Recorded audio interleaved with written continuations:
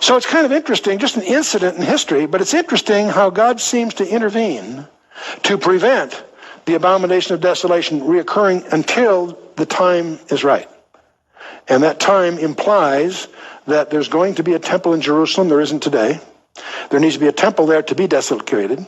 There needs to be a world leader that makes a 7-year agreement, covenant, or enforces a covenant. Maybe just he's going to enforce their right to the land, the Abrahamic covenant, whatever. But in the middle of that agreement to enforce that, he violates it and sets himself up to be worshipped. Maybe just he's going to enforce their right to the land, the Abrahamic covenant, whatever. It will be known as the Abraham Accord, and I'd like to ask our ambassador, David Friedman, to please explain why we're doing and calling it the Abraham Accord. David? Thank you, Mr. President, and congratulations to you on brokering this historic peace agreement. Abraham, as many of you know, was the father of all three great faiths. He's referred to as Abraham in the Christian faith, Ibrahim in the Muslim faith, and Avraham in the Jewish faith.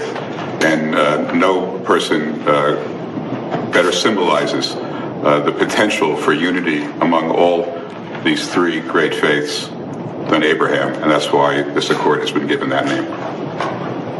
It's a great thing. I wanted it to be called the Donald J. Trump Accord, but I didn't think the press would understand that, so I didn't do that. Maybe just he's going to enforce their right to the land, the Abrahamic covenant, whatever.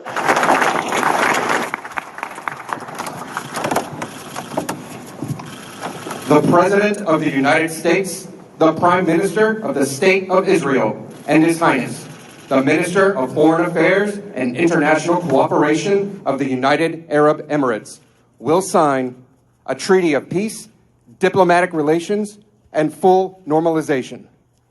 They will each sign 3 copies, one in English, Hebrew, and Arabic. We kindly ask that all guests remain seated for the signing of the documents.